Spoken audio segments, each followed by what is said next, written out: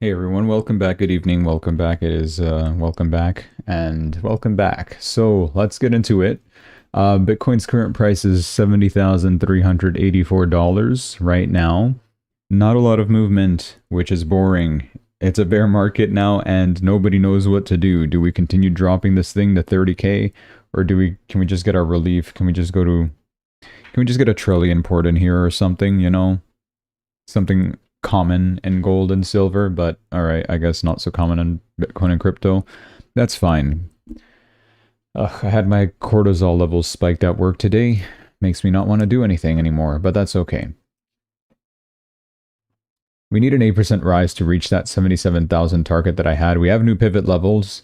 Well, first resistance is 80,000, which just so happens to be my entry price. This is what I hate about DCA, is that I try my best. You absolutely see how much I had tried, and I spent my final dollar on the final dip, and even still, yeah, my average price is a little bit too high up. If I would have just waited and dumped all of it now, knowing that, Bitcoin would have dropped to 60,000 exactly, I would have done so, but nobody knows. Nobody expected it, not even I did. That just goes to show it's me versus the markets. Hello, Dean. Yes, de-stress in this stream. Yeah, I'll take it calmly. I'll take it nice and easy and slow. So why I'm looking at 77,000 first, subject to change, by the way, is because that is where the downtrend line would invalidate for the super trend. Now, where that coincides with whatever downtrend line that we see, we don't really see one coinciding yet. And if we were to see one, that would be this downtrend line that comes from a while back, and I wouldn't even rely on it too heavily. So that just kind of makes it... What do we even do with this? If we do rise too early, like, the correction will be greater and we will absolutely make a lower low. But if we just stay relatively, slow lateralizing here between 69, 70,000, then it should be, as time goes on, either this starts lowering. I doubt it will. I think it'll flatline over here at 77,000 for a long time. Or unless, of course, we start making lower lows just because, I don't know, for no literal reason at all, then yeah, expect 60,000 again, a retest of that support level. We do have the new pivot level there. I couldn't stream yesterday because indeed I was busy. We were watching the Super Bowl and I have no idea what's going on. I never watched football in my life, so no clue. I was just watching it for the ads, and I'm pretty sure 90% of the people also watch it for the ads. Right, guys? I'm not alone in that. You guys actually care about... Who was even versing? I forgot the teams already. Yeah, whatever. We're not going to talk about Super Bowl now. But that's part of the reason why I couldn't stream yesterday. But today we will be talking about it because some relevant stuff came out of it. Mainly a Coinbase ad that caught me off guard. And also Trump's comments on it, I guess.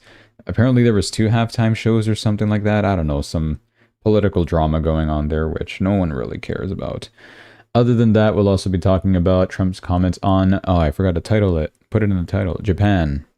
And I also, you know what? I'm so disorganized, deorganized, unorganized. Because, well, it's not really my fault. I guess it is. I've been trying to number the episodes. I was hoping I would be able to number all of them up until this current episode. No, I'm still in like 290 something. I think I'm on 300, episode 300, about to renumber that. Because in each episode, I'm just trying to separate the timestamps between, my crypto analysis and then the crypto news, just so it's easier for you guys if you want to watch the replay for whatever sick reason. But yeah, there's that. I'm just trying to do that in the meantime, and it's a lot of effort.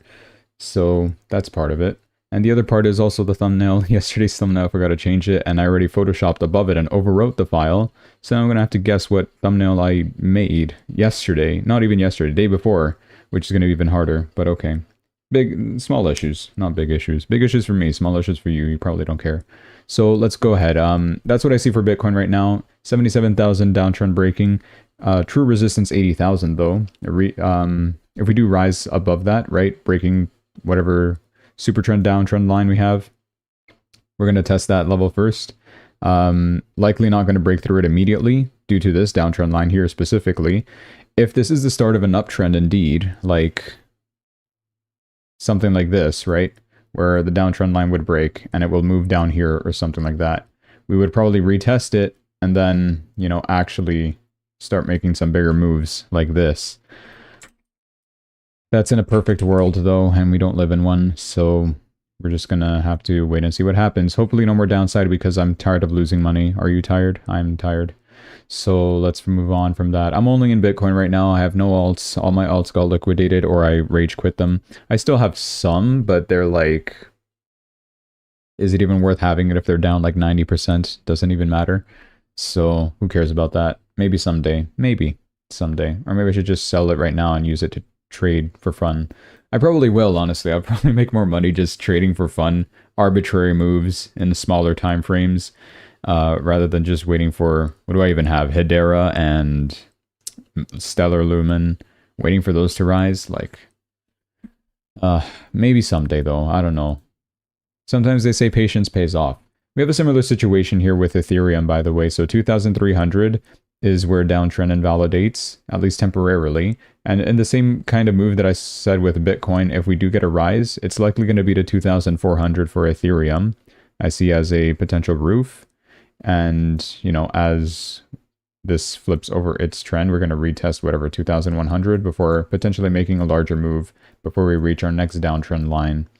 Similar situation to what Bitcoin does if Bitcoin does that first, because Ethereum's not going to go ahead and do it without Bitcoin's authorization. Neither will the rest of the altcoins. So it's all really Bitcoin dependent, especially in these kinds of markets. So far, we're using 1,750 as a support level for Ethereum. And of course, psychologically speaking, 2,000 is right there, which we have managed to stay above pretty well for the duration of the weekend.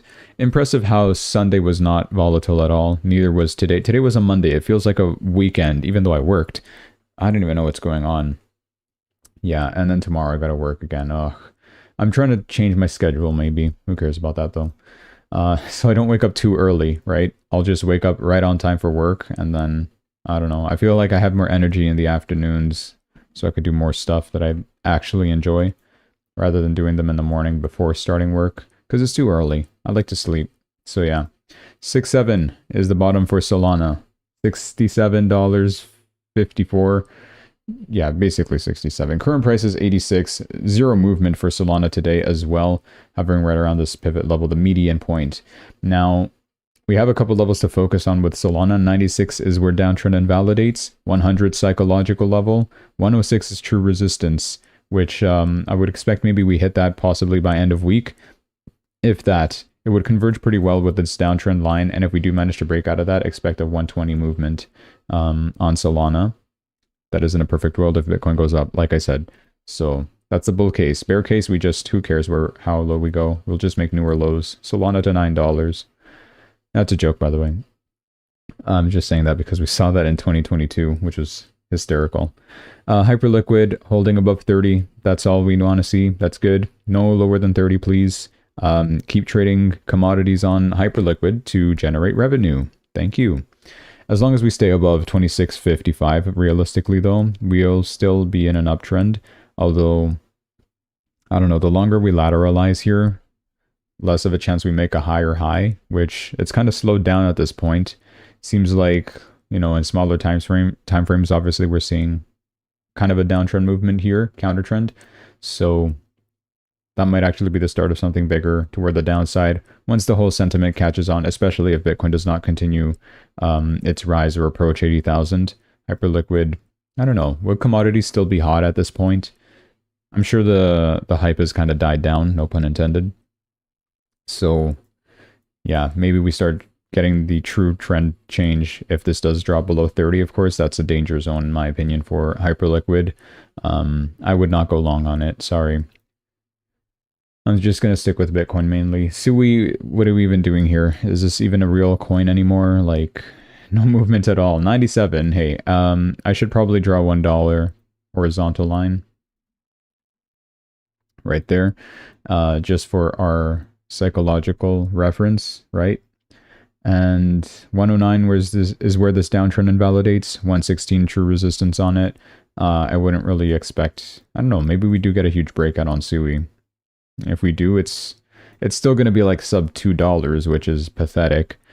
but it'll be something, right? So he does have a lot of upside potential, though, if Bitcoin does start making some moves to the right angle, right? Toward the upside, that is. I do see Sui maybe rising to around 150. Yeah, could be. Before we start seeing some actual resistance. I mean, if something huge happens this week, for instance, like actually huge, so we could see like a 70% rise to 172. That's where we have a downtrend line resistance, and also that 172 very important level that I've been noting for a long time now. So might have a look at that soon if that does hit. But for the time being, I'm staying out of it, not entering long unless this thing breaks above 110, of course, and retests and confirms that we will be able to make higher bounces. So far, bottom on it was 78. That's where we have our support level for now. We'll see if it holds, if things do not get hyped up and move forward, right? Chainlink's price is $8.86, 974 downtrend invalidation, 1018 resistance. That's where I'd expect to see it if this thing becomes overbought a little bit. Truly, though, like very, very bull case scenario for Chainlink this week could reach us to 1150, where that resistance level is, downtrend line is in a macro scale. I wouldn't expect any higher movements than that, but that is, like I said, in a truly bull case. Otherwise, we just stay flat. We stay below 974. Arguably, we retest the 730 support level right over here. So keep your eyes peeled for that. $7 Chainlink is not too bad for like actually long term. BitTensor, what are we even doing here? 161 is the current price. 184 is where downtrend invalidates. I do see 200 being like an actually very good resistance on it. That we will, I mean bad of course because we will not be able to break out of it, but good in terms of like how solid it is. We have a downtrend line there, resistance level there. Psychologically 200 is also there. I might as well go ahead and draw that. So we have it there for our reference. Otherwise, it's likely we make a newer low instead to about 134. Our lowest was 142, at least on my exchange. You guys probably have a different wick, but it's about that price. 134 is what I would maybe estimate for a BitTensor in a bearish case. What do I expect for this week, though? Really, what is even going on this week? I've not been paying attention to the economic calendar. Why are we looking at Zimbabwe? Can I get the United States in here? Here we go. Some ADP numbers that's coming out tomorrow. Not really that important. Oh, non-farm payrolls. That got delayed till this week, so that's coming out on Wednesday. Wednesday, we could see some good volatility. And inflation on Friday. Inflation data. Core inflation. CPI. Lovely. Week after that, FOMC minutes on Wednesday. So like next week, Wednesday. And next week, Friday, core PCE, GDP growth rate, etc. Looks good. So Wednesday and Friday, both this week and next week, are your important volatile dates. And we're also getting jobless claims Thursday, never forget. Today, literally nothing happened, so it's no surprise that markets did not move, at least crypto markets. I'm sure stock markets did their thing, but yeah, not really for crypto. I think stock markets did okay, but probably for a whole different reason, which I'll get into. Has to do with an actress, just saying. Moving on, Aptos. $1.03. Okay. We wicked down to 90, at least on my exchange. 87 is potential bear case, making a new low. Continuation of the downtrend is likely. Super trend is already on its way down as well as we speak, so I can't really stabilize it at any specific point. We've made a new low today. Lowest was 107. No, that doesn't make sense. Lowest was $1. There we go. I read that wrong. Or maybe I read the high level. Who cares? So it doesn't look good for Aptos, but I mean, in a very bull case, especially if Bitcoin does well, you could see Aptos rise to max 150, but I would look at mainly, why do I have 141 level? Previous support? Yeah. I mean, do we even look at this anymore? Potentially. I feel like it's more realistic to see 140, so that's where I'd keep my eyes on that level. Resistance, of course, is still going to be there at 130 roughly. So 130, 140. Resistance levels for Aptos. If you truly care. If we do break above like 118 either way, that's already a trend flip over to the upside. Monero is looking like something interesting is about to happen at last. Seems like we bottomed at 275, 276. Current price is 345. If we break above 370, that's an uptrend. And I might go long. Might. Hard might. With what money? I don't have any money. What am I saying? I don't know. I'll open a demo account and I'll see how it goes. And if we do get some upside movement, breaking out of 400, of course, will be the first step. And that should open way till basically 500, 485 to 500. Good levels on Monero. Potential upside movement after breakout of 34%. I mean, after 400, let's be more realistic here because that's probably where my slow brain would enter. It's about 20 to 24%, right? Looks good. I like that. Monero's got something interesting setting up for it, potentially, if things do go well. I think that's it. I'm cringing because, like, I've been going through every single one of my videos, and every time I'm like, all right, guys, let's get into the news. After an awkward pause, after I run out of things to say. Hey, this time I kind of went a little fast on it. I'm at 16 minutes in. I've also been keeping track of, like, how long I've been doing crypto analysis versus the news. I don't know. Some days it'll be, the proportion is, like, very small amount of crypto analysis, and then a large portion of the news. And then sometimes it's like a huge, like, I don't know, I surprise myself with a lot of analysis sometimes, and I'm like, oh, right, I have to do news as well. But usually I'd say news does take up the biggest chunk of the time. And, I mean, that being said, we really don't have too much news to talk about, but we'll still go over some stuff. And I don't know, I somehow managed to yap for over an hour. So let's see how well we do. Getting into the news, just for my timestamp marking. We will talk about Japan first. Japan's election could impact crypto, potentially. We have a little vote of, what is a vote of confidence, or is it like actual election? I don't think it's an actual one because I feel like we recently already had that for Japan. Prime Minister Sanae Takaichi is staking her political future. Oh, it's the future, okay. It's on turning 60 to 80% approval ratings into a parliamentary majority that could fast-track crypto reforms. Markets are watching closely for signals on crypto taxes, stablecoin rules, and legal clarity as Japan heads to the polls. I need tea.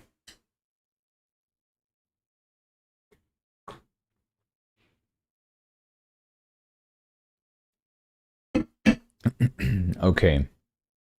Yeah, we'll see. We obviously want Sanae Takaichi to do good. And Trump has commented on it as well.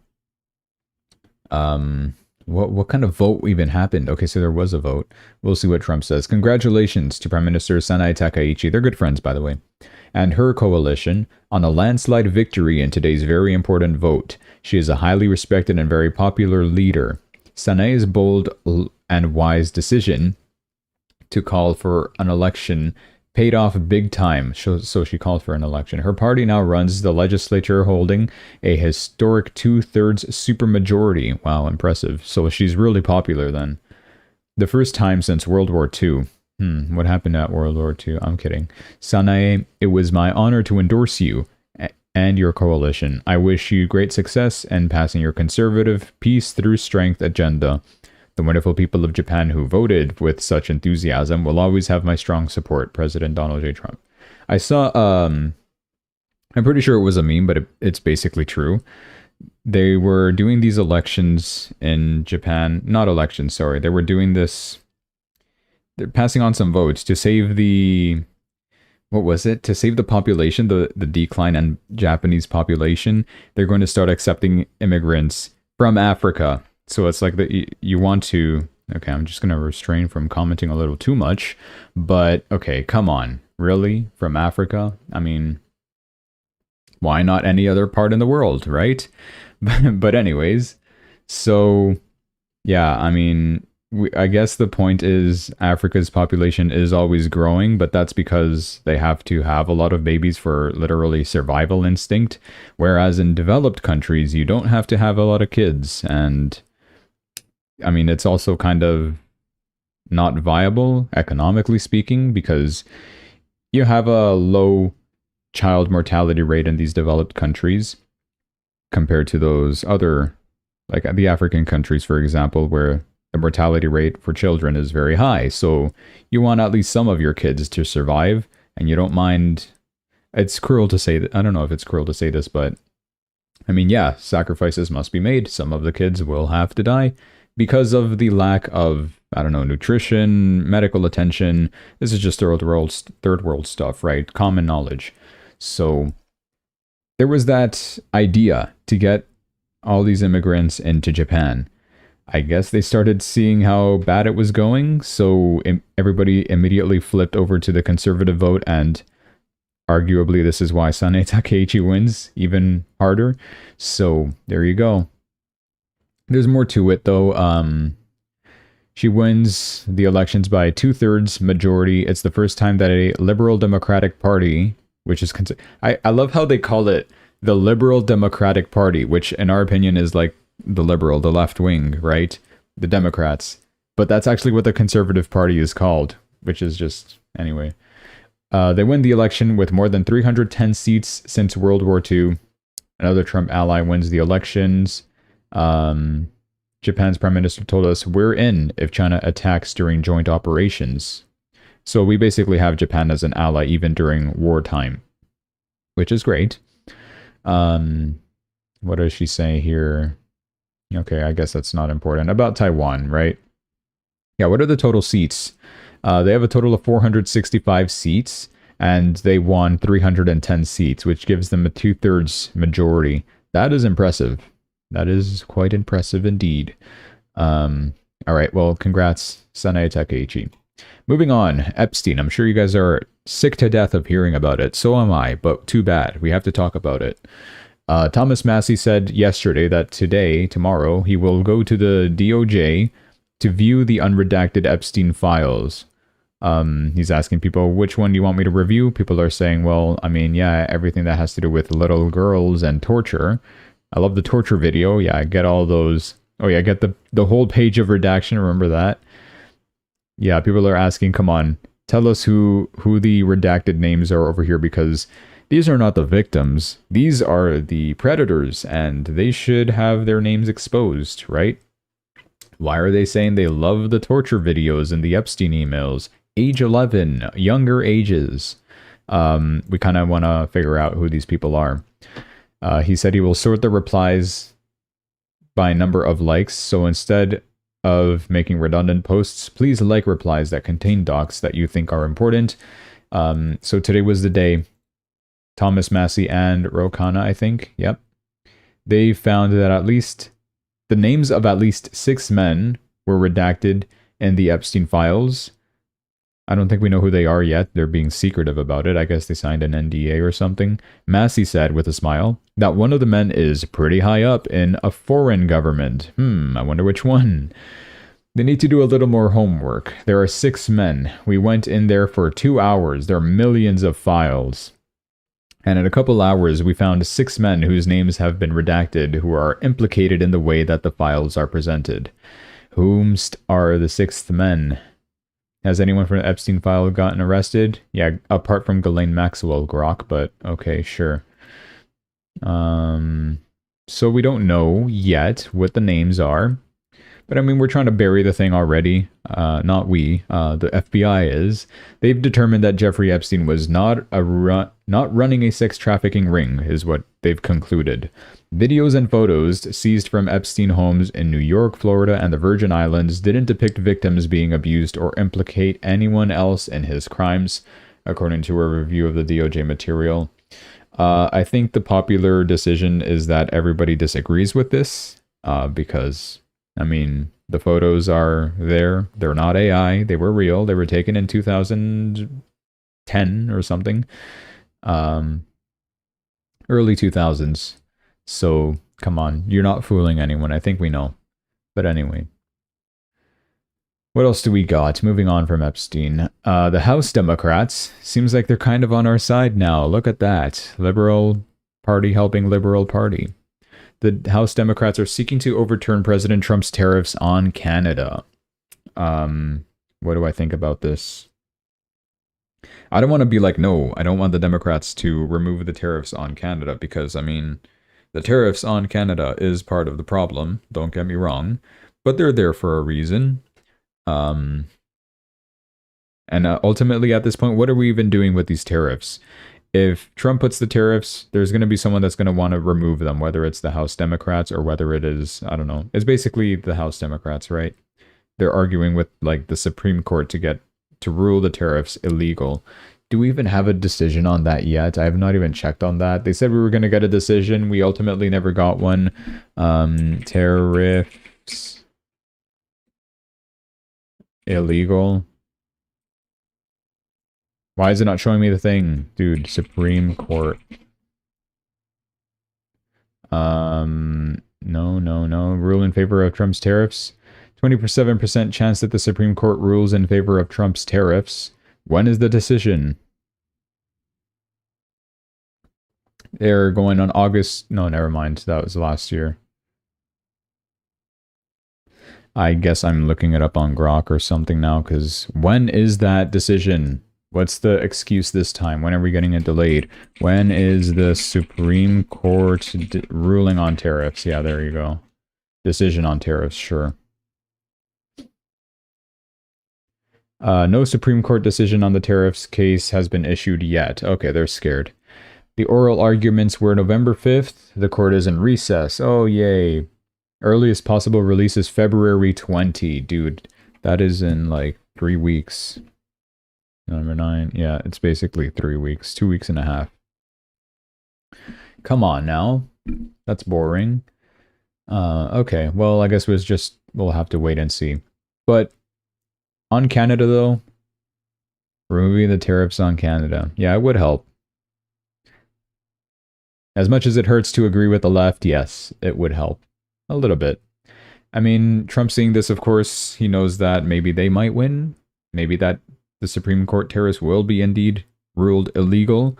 It would suck, but yeah, he's going to have to find different angles. Now he's blaming a bridge that is being built from Ontario to Michigan, from Canada to US.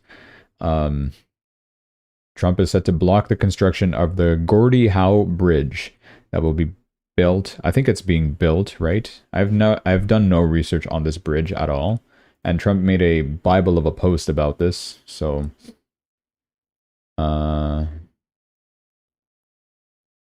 it's currently under construction. Okay, so they are indeed making a bridge over Lake Ontario, I assume. That's what connects Ontario and Michigan, right? Or is it Fort Erie? Fort Erie. Lake Erie. Anyways. Trump is going to be blocking the construction of the bridge. Blocking major infrastructure in Canada, such as bridges and ports, is a justified reason, as per the Canadian Constitution, to invoke the Emergencies Act. Interesting. And what is the Emergencies Act? Dude, I have to do so much research, but that's why we do it live. What is the Emergencies Act, Canada? Oh great, I get to choose. Just give me the straight up answer. Don't give me a paragraph. They're both a paragraph. It was invoked once in February 2022 during the Freedom Convoy protests and revoked after 9 days. I remember this, actually.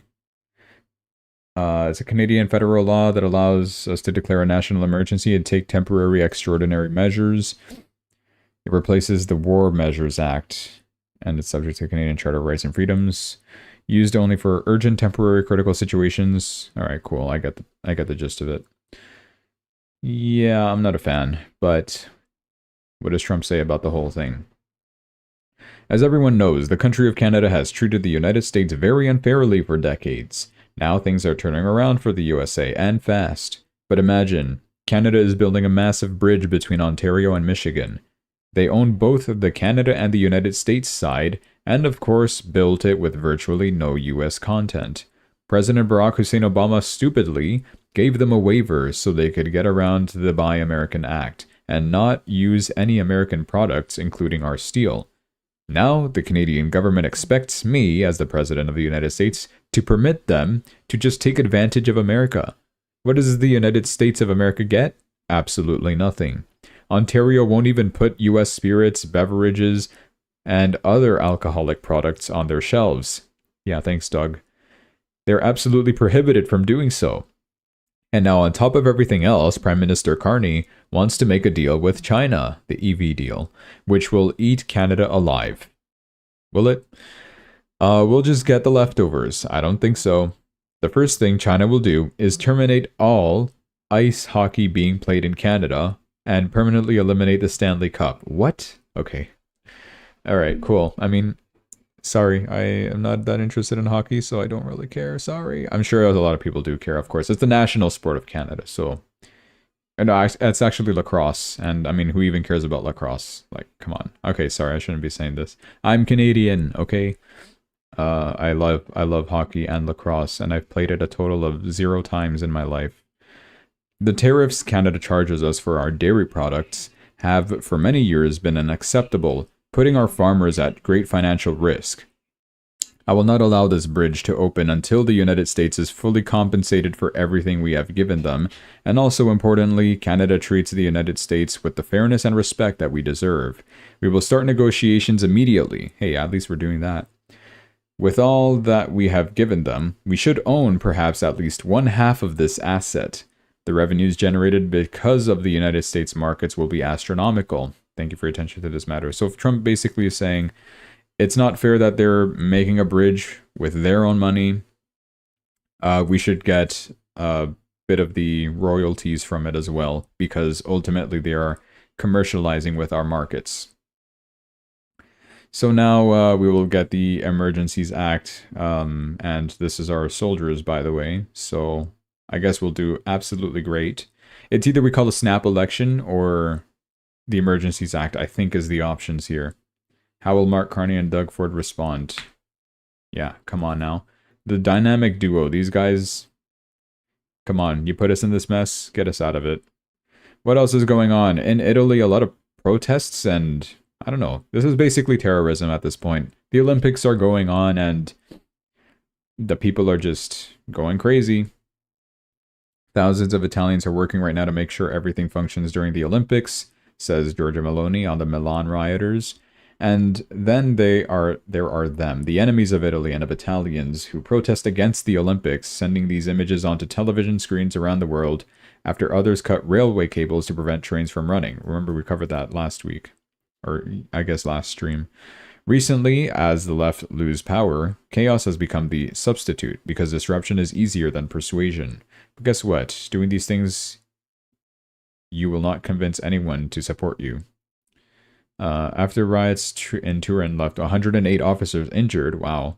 Meloni's government isn't messing around. A hardline security decree is moving ahead, giving police more power to stop unrest before it spirals, including preventive detention and stronger legal protections. Street violence won't be tolerated, and the state isn't playing defense anymore. All right, Giorgia Meloni. And exactly what is up with the protests? It stems from the eviction of the left-wing Askatasuna Social Center. What is that? Protesters also oppose government repression, militarization, and the 2026 Winter Olympics costs and environmental effects. There's environmental effects for this? What? Okay. Austerity measures and foreign policies like support for Israel and NATO. Oh, classic left. Over 100 officers were injured in clashes. That's not cool. Basically the same thing. There were fireworks also being used, firebombs, clashes, a lot of injured officers. Crazy what's going on in Italy there. All right, moving on from Olympics, we also have the Super Bowl that happened. The main event was the halftime show where, like I said, there's like 2 angles of it. One of them was Bad Bunny, the official like halftime show, and there was another one where they had Kid Rock and some other irrelevant woman singer there. I don't know her name. I honestly did not even know it was Bad Bunny that would be performing until like the day of. So it was interesting, and yeah, I watched it live, and it basically looks like any other YouTube music video that you would watch. First of all, I want to say that I'm Spanish, and I did not understand the guy at all, except for when he started naming a bunch of countries. That was one of the main criticisms of it. So first of all, there is a gay scene. Second of all, there is all these countries' flags. I guess it's from all of the Americas, right? I think they were all like North American or South American countries' flags only, which is fine, I guess. United America, nice. Okay, but the thing is like, oh, why are we not making it fully American, solely American? And I really didn't think much of it. I just thought, okay, it's just basically like any other YouTube music video that you would watch from any of these reggaeton artists. And also, the people were criticizing the fact that it was all in Spanish. Like 90% of it was all Spanish. And people are like, well, this is an English country. We all speak English. Well, my thoughts on that is, well, you brought the world's biggest reggaeton artist. Reggaeton is, from what I know, a Spanish genre, musical genre. That, I mean, has there ever been English reggaeton? I don't think I've ever heard of that. But yeah, I mean, it originates from Spanish countries. So if you bring the king of that to perform, obviously he's going to do that genre, and obviously it's going to be in Spanish. What did you expect? If you wanted something American, you should have brought an American person to do the Super Bowl show, which that's what a lot of people would have wanted either way, but whatever. People were saying it's woke, it's nonsense, it's unholy. What are we even looking at? Yeah, me and my friends also kind of agreed. It's like, what are we even looking at, dude? Anyways, I wasn't expecting a comment from Trump about it, but here it is. This is his opinion. It says the Super Bowl halftime show is absolutely terrible. One of the worst ever. It's so funny. It makes no sense, is an affront to the greatness of America, and doesn't represent our standards of success, creativity, or excellence. Nobody understands a word this guy is saying. Yeah, literally, same. I'll agree with that. The dancing is disgusting, a lot of twerking, especially for young children that are watching from throughout the USA and all over the world. I'm sure they weren't complaining, but anyway. This show is just a slap in the face to our country, which is setting new standards and records every single day, including the best stock market and 401ks in history. Okay, why are we... I love how he just completely diverts the subject into the stock market. How do we go from Super Bowl to rap lyrics that no one understands in Spanish to the stock market? Okay. I mean, it's basically saying it's not representing our great country, and our country's so great because the stock market good. All right, pal. There's nothing inspirational about this mess of a halftime show, and watch. It will get great reviews from the fake news media because they haven't got a clue of what's going on in the real world. And by the way, the NFL should immediately replace its ridiculous new kickoff rule. I don't know what that rule is. Like I said, I did not watch it for the gameplay. I was mainly just there for the event. A lot of people did like it, though. This was like basically... Yeah, here's all these flags. I think that's Cuba. He's Cuban. I think, no, Puerto Rican. Sorry. What is this? Guyana? Dude, I'm going to get all these countries' flags wrongs. I'm sure that's some irrelevant island. Also another island like the Bahamas or Trinidad. I don't know, dude. I'm sorry if I'm getting all these wrong. Is that Ontario or England? Literally, what are these flags? That's Chile. That's Brazil, I think. There he is throwing the football down. So it was all just like, none of this is American is what people are saying. I mean, what else do we got? That's Honduras? No, Nicaragua. There's Canada. Is that Australia? New Zealand? Anyways, yeah, stuff like that, right? So there was this, and then there was the other halftime show. I don't know how far I want to scroll down these comments. I don't think it's here. But, yeah. Apparently, the backlash was pretty severe. Bad Bunny, the performer, deactivated his Instagram. So there we go. Right after the halftime show, he wiped it clean. Oh, no, he didn't deactivate it. Just deleted all his posts, and he did the classic, you know, when you think you're Sigma and you delete your profile picture to a default picture or a fully black nothing profile picture, right? It's guys who think that they're hard. I don't know. So there's that. What else? What is this? Yeah, here's like more scenes of the halftime show. There were some people that made a surprise appearance. Pedro Pascal was back there for like a glimpse. Cardi B, Karol G, Jessica Alba. I don't know who those are. I know Cardi B, but not Carol G or Jessica Alba. That's another thing is a lot of my friends are like, oh, it's this person, it's that person. I'm like, dude, who are these people? I don't know them. I'm sorry. Yeah, interesting. Why did he wipe it? It was right after his halftime show. No official reason was given, but timing follows backlash to his Spanish language set.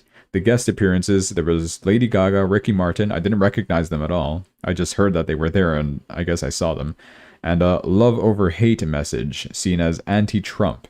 And Trump called it terrible. Fans speculating new album era. Yeah, maybe a new album comes out, so he ultimately recovers from all of this and succeeds further. But the biggest one was the commercials, like I said. Well, I don't want to say it's the biggest one. The biggest thing when it comes to crypto has to do with, dude,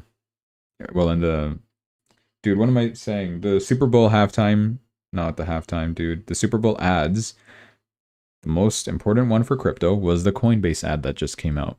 In 2022, we had a crypto bull with 4 major brands that advertised. It was FTX, ironic, Coinbase, Crypto.com, and eToro. They spent a total of $54 million on ads. In 2026, though, we only get one major crypto ad, which was Coinbase. While crypto kept a low profile, AI took over the screen with 15 spots. That's true, a lot of AI type ads as well there. A lot of ads that probably were AI generated too. Like there was literal robots with like clearly AI humans, right? You know how you look at a video of a human person and you could just tell that it's AI. Like that's those kind of quality commercials that were there.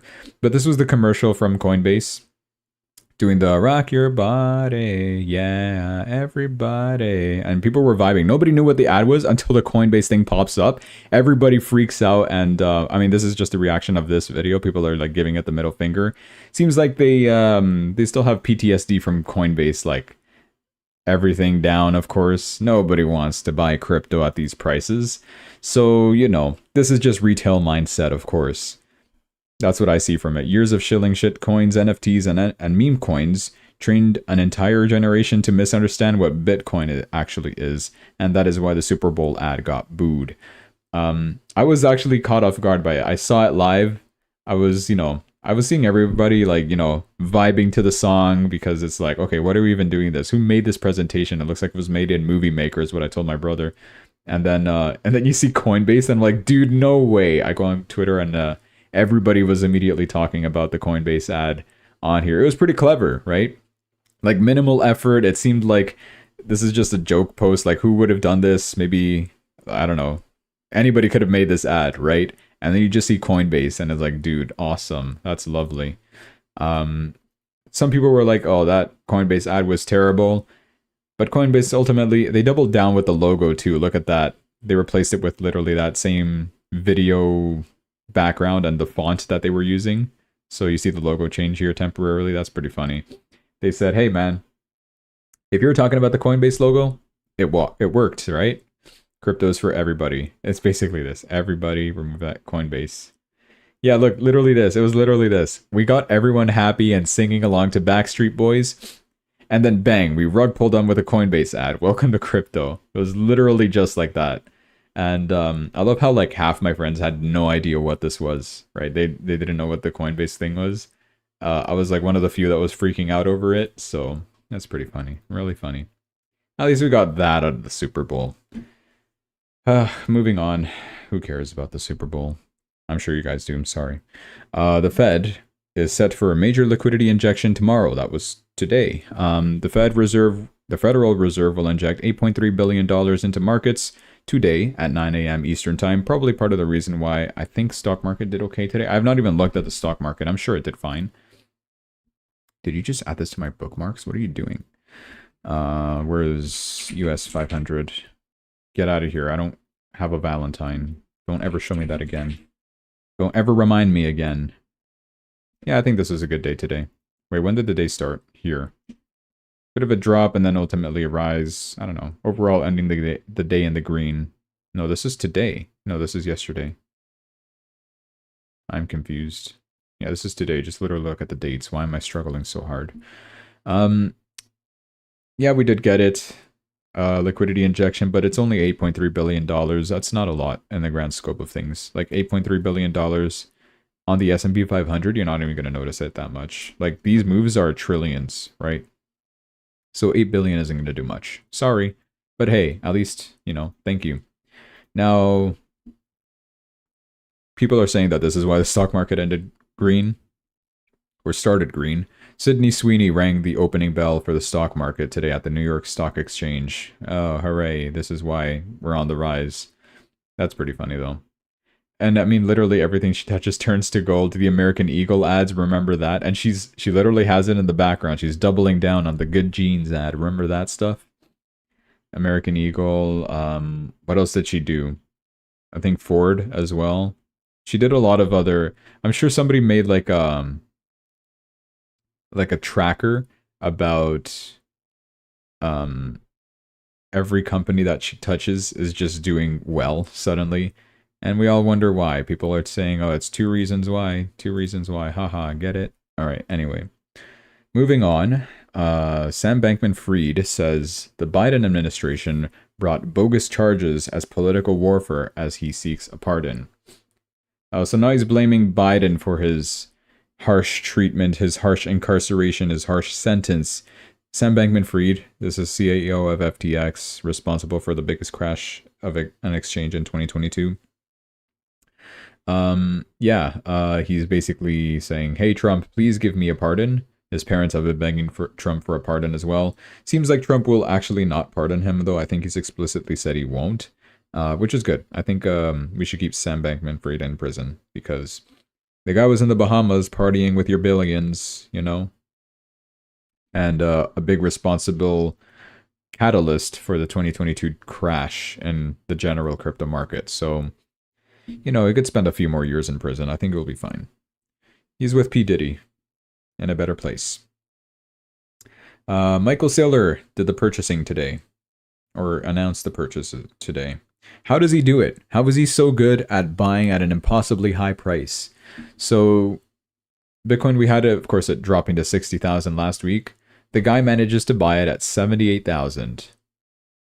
Bitcoin's at 60,000. This guy buys at 78,000. How? Did we even see 78,000? We did. Okay, February 2nd. When was that? I'm looking at a calendar. Yeah, that was like Monday. He managed to buy over here. I mean, I did too, but... I mean, it looked like new lows, ignoring the drop to 60,000. Nobody really knew. And then ultimately this happens. He manages to buy it at the highest price during that week. I don't know how. He's got that talent. So, great. Thanks, Michael Saylor. Wasn't a lot, though. It's $90 million. That's not a lot.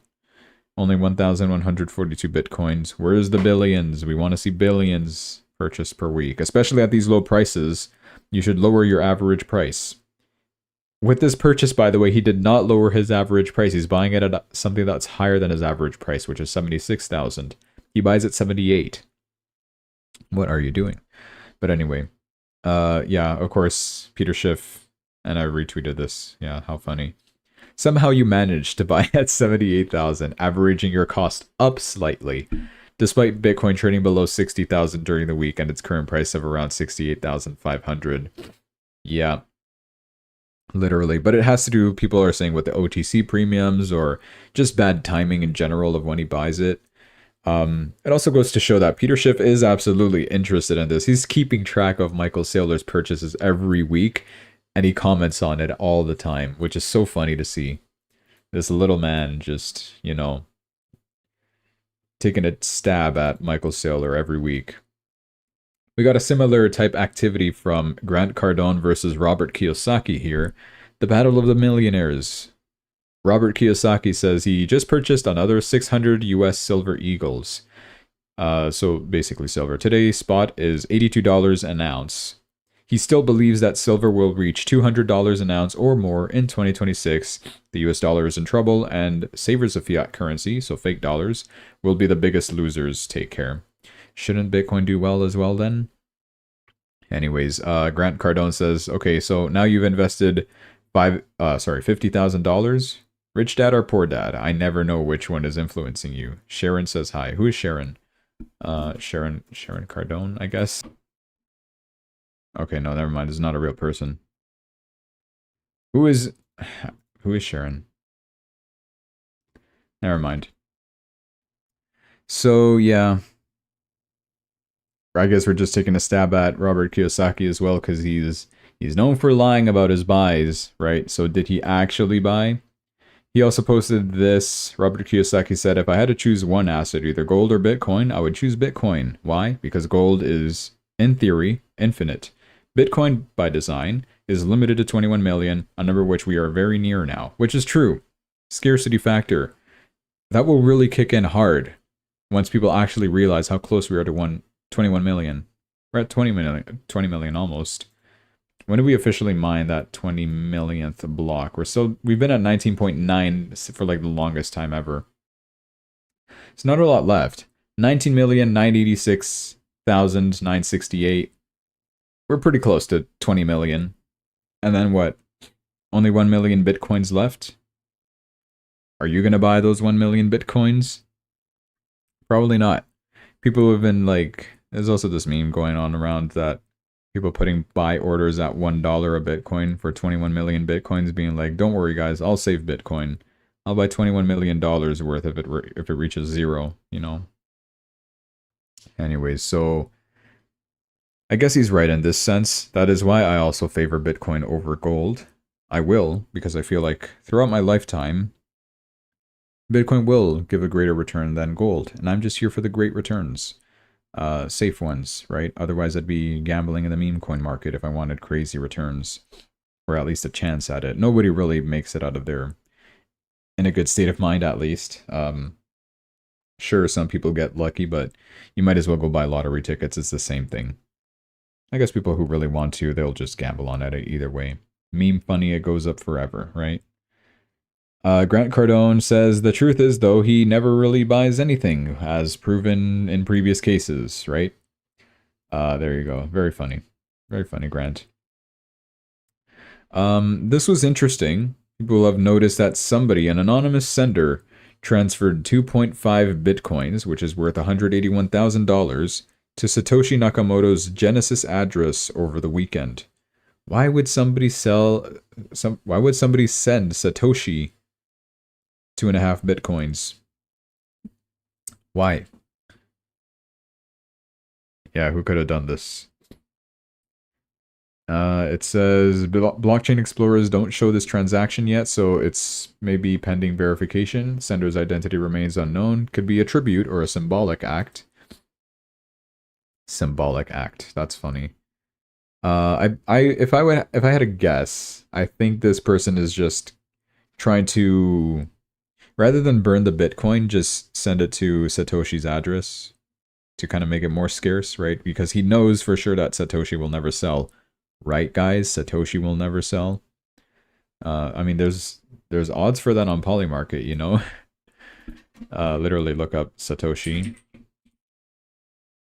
I hate how it doesn't show up the stuff. Will Satoshi move Bitcoin in 2026? 8% chance.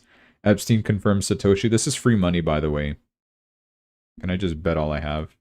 I can't even bet a penny. That's crazy. Okay, well, anyway. Epstein is not Satoshi. Funny. Yeah, Satoshi will never move his crypto. We're fine. This I wanted to also go over. Trump's 2026 market plan leaked. Source is trust me, bro. So take all this with a grain of salt, but I'll still read through it and give my thoughts on it at the end.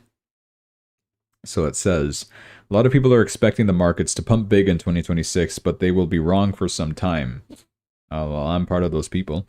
Here's what Trump is planning in 2026. So, the crash. Right now, the US economy is already looking weak. Layoffs are rising, bankruptcies are increasing, credit defaults are building, housing demand is collapsing, home sellers are far outpacing buyers. Yeah, I was talking about that with my dad, actually, so it's true. Because of this, there is a decent chance of a stock market correction in the next 2 to 3 months, similar to Q1 2025. Well, if that does happen, rest in peace, crypto, honestly. In this case, S&P 500 could fall 10 to 15%, NASDAQ 15 to 20%, and since crypto moves mostly alongside stocks, it will experience an even bigger correction and a possible capitulation. I don't want to be a part of that, dude. Please, just stop it. You know, this is part of the reason why I do want to sell at a neutral position or close to neutral. If we do get a nice move this week toward up here, I might just sell at break even, honestly, because I don't expect it to actually rise above here. If it does, I mean, something actually legendary will have to happen, and there's nothing that's going to make that happen, in my opinion. What can make that happen? So I would just expect further downside from here and potentially risk a lower low. And I don't want to be a part of that. I don't want to be in the position while that is happening. If anything, I want us to, how do I even say this? I actually do want to find out a really good bottom. I know I've been DCAing for such a long time, and a lot of effort has been put into those DCA positions, and it's ultimately gotten me at a decent price. 80,000, that's not too bad. Come on. But the issue is that I'm leveraged, and we are in a bear market, and this thing can go to 53,000. I'm just going to lose all my money for real this time, and that's going to be painful. I don't want to experience that. I'm comfortable with rebuying at higher prices, or like actually trying to time the bottom. Okay, no, I shouldn't say that. Confirming that the bottom is in and we break a downtrend, a major one, that's when I would probably start going long again in preparation for the beginning of a new bull market after whatever this is that we're going through kind of blows off, right? So that's my little plan. Part 2.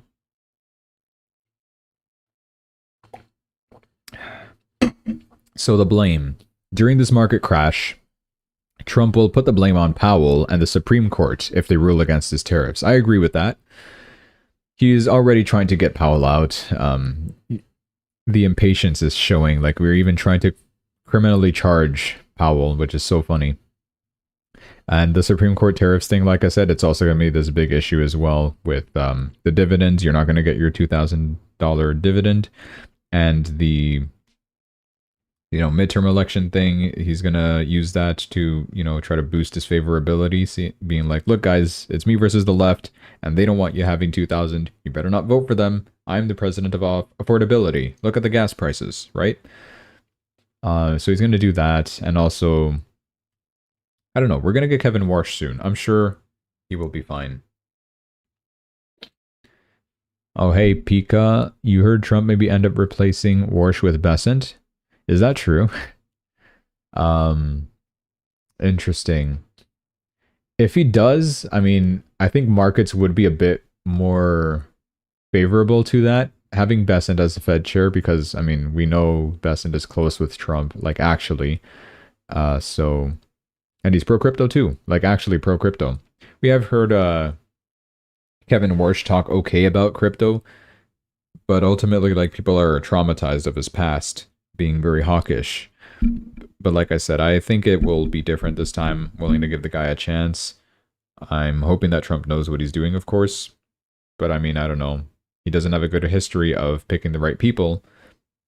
Lo and behold, he has selected Jerome Powell at the end of the day. So back in 2018. So, it's all up in the air. I don't trust Warsh. Yeah, a lot of people don't really. A lot of people actually don't trust Warsh. But we'll see.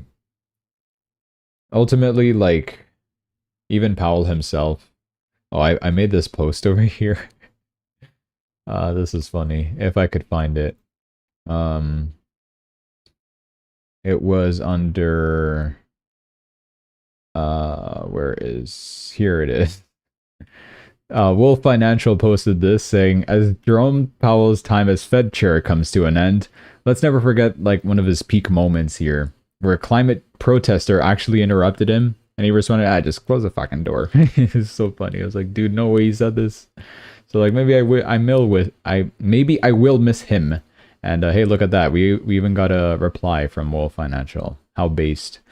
It will be weird to have a Fed speech from someone that isn't Jerome Powell.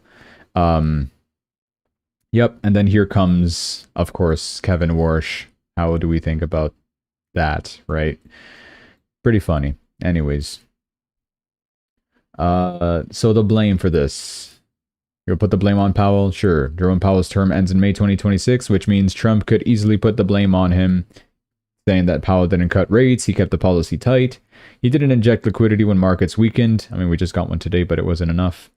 This will be done so that Powell doesn't remain a member of the Board of Governors after his term as chair ends. That's also another thing. I'm sure the guy cares about his legacy, but I still don't think he's going to cut rates. He's going to go down as the guy who refused to cut rates when it actually mattered. So it doesn't look good for Powell for his legacy, rather, right? This will be done so that Powell doesn't remain a member. Yeah. Trump knows that if Powell is still there, he could still influence the decisions and could make things harder for Kevin Warsh.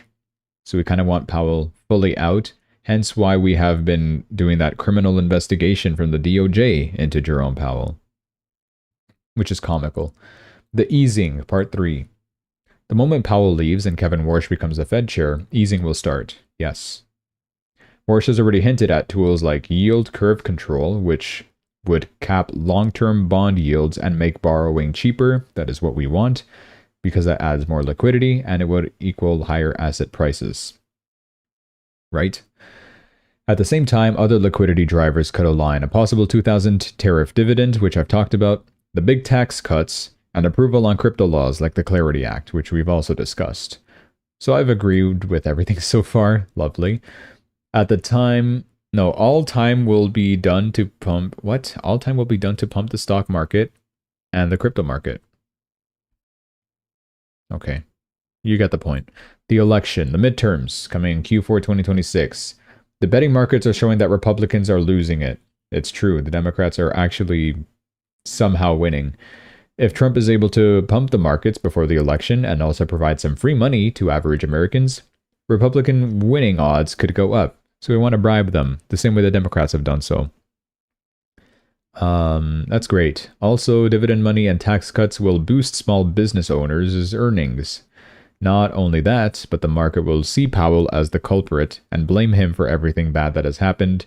And I guess we would be willing to replace Powell with literally anything, so that way Kevin Warsh will be accepted with open arms, as much as we may not trust him or, you know, see him as the guy that is going to actually cut the rates the way we want it to.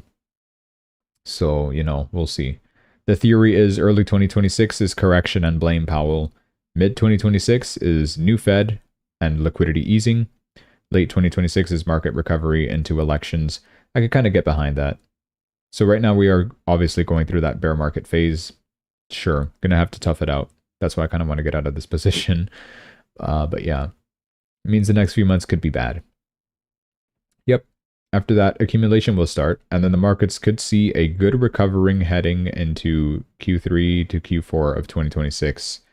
Q4 of 2025 will be unbelievable, said Eric Trump. Remember that? It was pretty unbelievable. Things dropped like never before. October 10 happened in Q4. Come on now. That's pretty unbelievable. Okay, I do want to talk about the Bithumb situation. Is it Bithumb or Bithumb? I'm going to look this up because it's really making me angry. I don't know what they're saying. Bithumb. Hold on, let me... Oh, great. I just got kicked out of Spotify. Why? It literally logged me out. I think they're on my case. I'm pirating their versions and it's like they're banning my account. Multiple times, by the way. It's not... Sorry, say again. Bithumb. Bithumb. Wait, what? Bithumb. Bithumb. Bithumb. Dude, stupid name. Bithumb. They made 620,000 fake Bitcoin? Possibly. The 2,000 Bitcoin, remember that I talked about that they gave to their clients? Apparently it was 2,000 Bitcoin to each client. I thought it was 2,000 Bitcoin in total. No, these guys actually managed to send a lot more than that, which leads to like 620,000 total Bitcoin of all the, you know, the users that they were giving the rewards to. For context, they were trying to give it in Korean wons, which is about $1.50. 2,000 Korean currency is $1.50 American. And they accidentally selected the unit as Bitcoin instead of Korean wons. So that caused a big mess. They only have 175 Bitcoins on its own books and 42,000 for their customers. Yet its ledger treated fake coins as real ones. So you could just invent 620,000 Bitcoins that never really existed on the blockchain. It's a weird system glitch that happened, right? And it caused this huge like wick downwards when people actually started to sell it. South Korean lawmakers call this a structural failure, not human error. Regulators are now launching on-site inspections and possible sanctions, which we did cover that extensively beforehand. So what's new? We have the chief operations officer at Bithumb talking about this, Peter Gurnis. He says this is South Korea's second largest cryptocurrency exchange. So on Thursday, here's everything that happened. We ran a promotional event, a Lucky Box campaign, very popular in Korea. Users will complete tasks, they will receive rewards, small rewards, about 2,000 Korean won, which is about $1.40 American dollars. It's enough for a coffee, maybe a small one. Hey, not in America. Or maybe in America, I don't know. Dude, Starbucks coffee is like $9. Anyways, one of our employees made an error. A small error. A big error in my opinion. In the drop-down menu, he selected Bitcoin instead of KRW, the Korean won. The same first letter. Easy mistake. That is not the same. Okay, anyways, I think he's memeing a bit here. Instead of 2,001, we sent 2,000 Bitcoin per user to 695 users. So that 2,000 Bitcoin per user, well, that's about 142 million per user, which makes $44 billion in Bitcoin from a drop-down menu.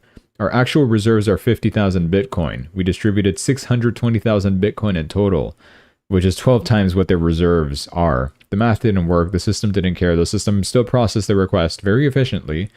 The users noticed immediately. They saw $142 million in their accounts.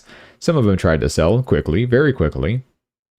Then we had 500 Bitcoin hit the order books in minutes, and the price crashes 17% on their platform only, which is why I showed the wick down there for their platform. Bitcoin dropped to 55,000 on Bithumb, and it stayed at 66,000 everywhere else. That is called a reverse Kimchi premium. What does that even mean? Usually Korea pays more for Bitcoin. Today Korea paid less because we broke the market with a drop-down menu. We froze the accounts within 35 minutes, a very fast response to our own mistake, and we recovered 99.7%. That's almost everything. The other 0.3% was withdrawn. That's smart. That is a smart move. If you suddenly just get Bitcoins to your account, what do? You sell it? No, you send that off to a cold wallet. Because it's your Bitcoin now, it's no longer on the exchange. They can't take it back from you. What are they going to do? Go to your wallet? They can't. So that's the beauty of it. And also the beauty of the decentralization aspect. Dude, if this was in any other cryptocurrency like Tether, Circle, your assets would have been frozen by the company itself, by Tether, if the exchange were to file some sort of a complaint about the crypto that you stole / were given for free / was an accident, right? So yeah, dude, it is a crazy story.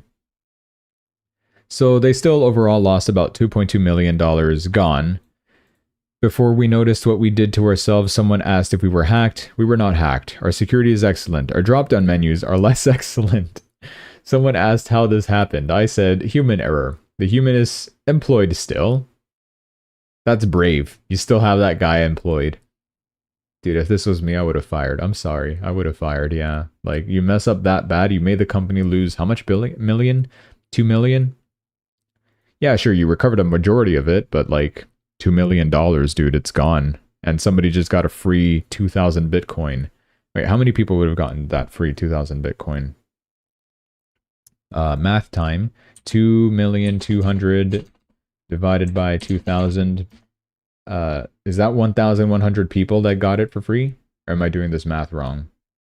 I might be doing the math wrong. How many users was it again? Hold on, let me mark my position. Here, okay, we're on still. How many users? I think it was less. It was like 600, right? 695 users. Where am I going wrong with this math? Oh, I'm looking. Okay, I think it's that's the price of Bitcoin. Okay, I'm just doing this wrong. Okay. 22,000,000 times 2,000.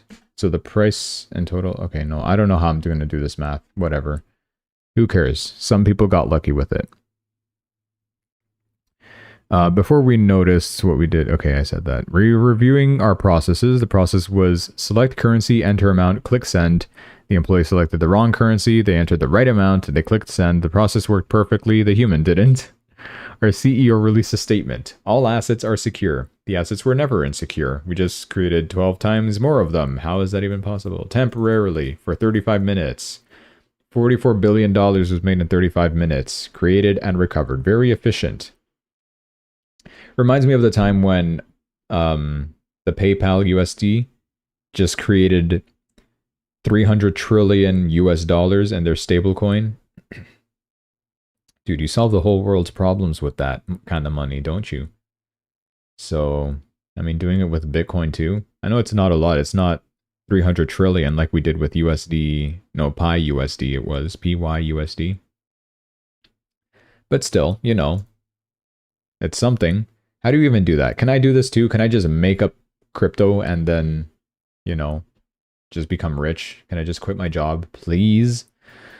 Global market didn't notice. Bitcoin stayed stable. Only the users noticed. 695 of them. They woke up millionaires for 35 minutes. Dude, that's crazy. And then they woke up with frozen accounts. El Bozo. And a support ticket.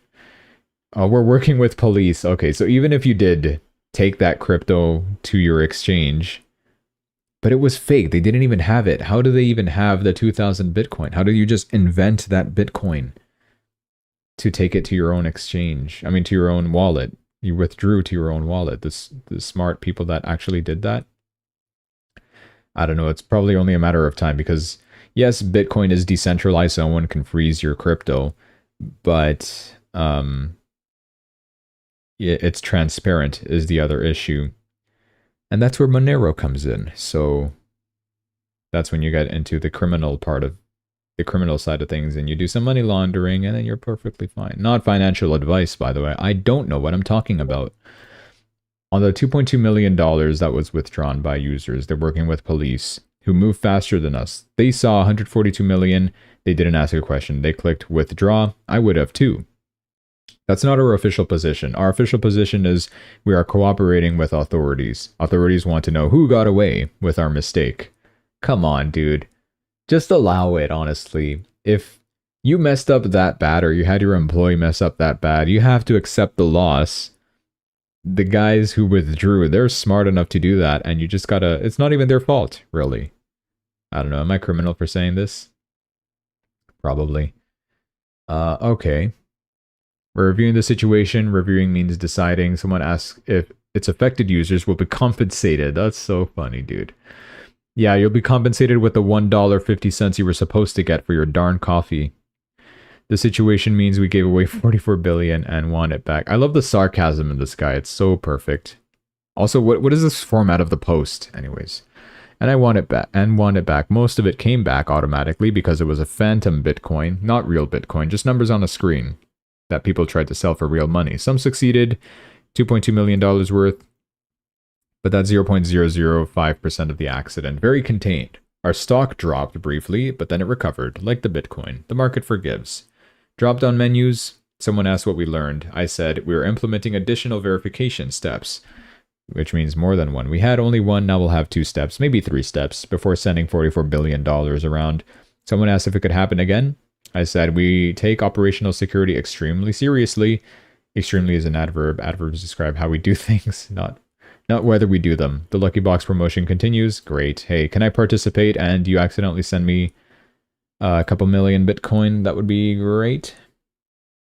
Couple million. Couple 100,000 is what I mean. 2,000. The Lucky Box promotion continues with enhanced controls. The prizes are still small. 2001, $1.40. We double checked the drop down 3 times. Anyways, we remain committed to providing a secure trading experience. The statement said so. Lovely post. That was beautiful read. And yeah, my last bit of news, I guess I'll go over, is on Discord. Discord will implement an age restriction features. I think we have a new CEO at Discord or something. And he's going to get all our identities, which is just marvelous. So you're not going to be allowed to use certain features starting next month unless the user sends a face scan or an ID. I've talked about I had to send I literally had to do a picture of my face. I think they already have my face. I'm already screwed. I might as well just verify it at this point. Do I really want to do that? Do I really want to give my personal data to shady corporations. We kind of already do is the big issue, so like nobody's safe. So all accounts on Discord will get a restricted teen experience by default, which means that you will not have access to age-restricted or NSFW servers and channels. You cannot speak in staged channels. What is the point of that? Automatic filter is applied to sensitive or graphic content. Come on. You're going to review the content that we're posting around? It's just, come on. Warnings shown on friend requests from unfamiliar users. Direct messages from non-friends filtered into a separate requests inbox.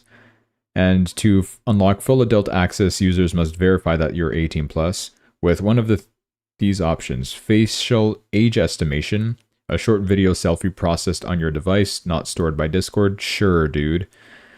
Uploading a photo of government ID, government issued ID. The data gets deleted after verification. Sure, dude. So I already did this. Like, I submitted my photo ID and my face. The age estimation, dude, I look like I'm 8. Okay, that's fine though. People say that I look like I'm young, right? I'm not a large man. I'm a tiny guy. So I just look young. I don't look like I'm 24. I look like I'm 18 to 20 is what some people have told me. Which is, it's a compliment, I think. You know, I don't look old. I don't look like I'm unk. So yeah, literally this. Data deleted after verification. That's just bogus. And why did I do this, if you might be asking? It's because I just wanted my Discord account back, because it's had so much stuff, so much old DMs, and I just couldn't access it anymore, which was cringe. So I had to get access to it back, and I'm like, dude, fine. Please delete my data after you've, you know, gotten my stuff. And also remember the data breach that we talked about?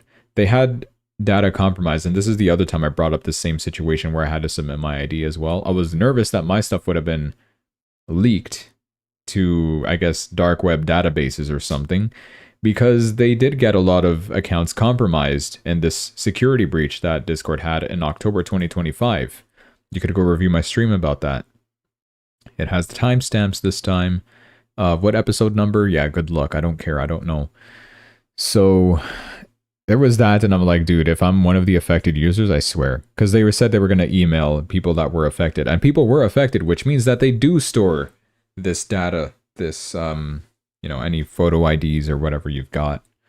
So that sucks. But yeah. Weird.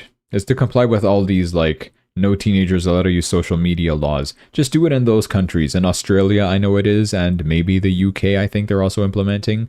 I know Canada is already, like, basically that the same as those countries, so it's just a matter of time before we implement it over here. Mark Carney, please do the right thing. Save us. Do not allow Discord to do this to me. So yeah, that's all I think. All right, that is all the news I have. Guess I'll do some Q&A here. Could you go over Bitcoin ETH tops before going back down?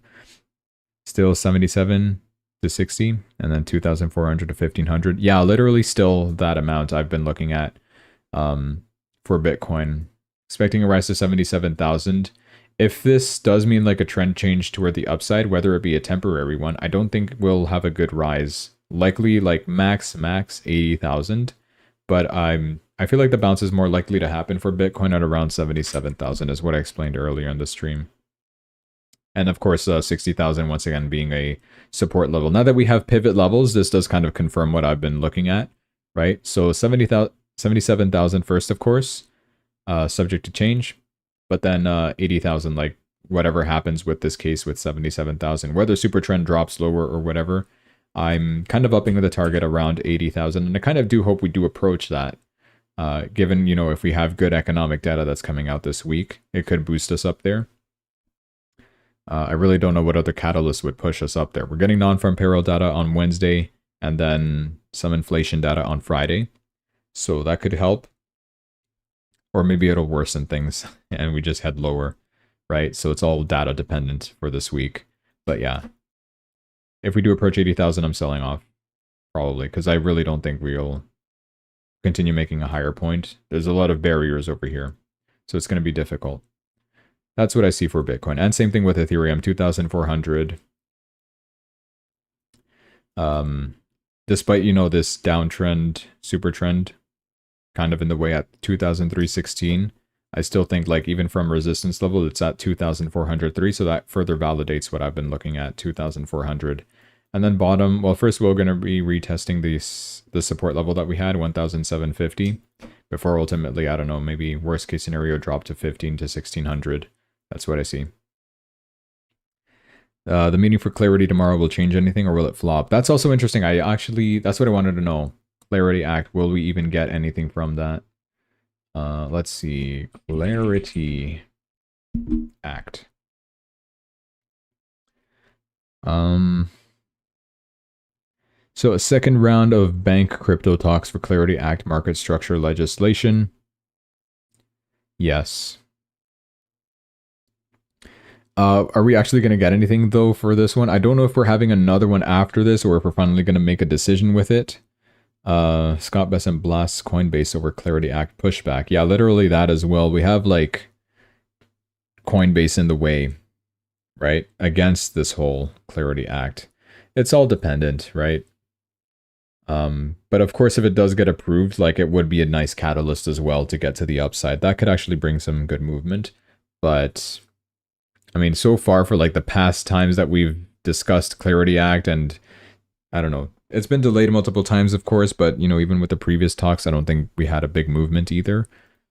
So yeah, it might flop unless it passes, unless something big happens, right?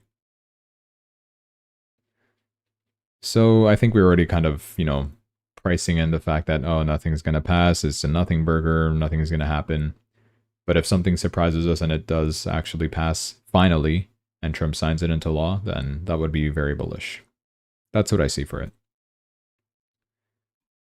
Great. Okay. The Dems seem to want to block Clarity. Yeah, I know. They're the ones that were initially delaying it. They're like, oh, you're not giving us enough time to read this Bible of an act. And it's like, okay, man, you had years to do this, or not years, months, right? Since basically last year. And they still delayed it, and they're very anti all this stuff. It's almost like they don't want us to be rich or something. So yeah, anyway, there's that. Okay, yeah, that is all for my stream tonight. See how long I managed to talk about news. How long was that? Over an hour, wow. It was only 16 minutes of technical analysis. That's crazy. And I've been an hour 22. And I didn't even have that many posts to talk about. I guess some of them were lengthy, but yeah. Alright, guys. So that'll be all for tonight. Appreciate you sticking around. Make sure you do the like and subscribe thing or something. And I will see you not tomorrow. Tomorrow I will not be streaming, okay? I will be streaming again on Wednesday. We'll be talking about non-farm payroll data, the jobs data. And we'll see how life goes. And we'll see what comes out of this Clarity Act. So, yep, stay tuned for that. Subscribe, like the video, and I will see you then. Have a great rest.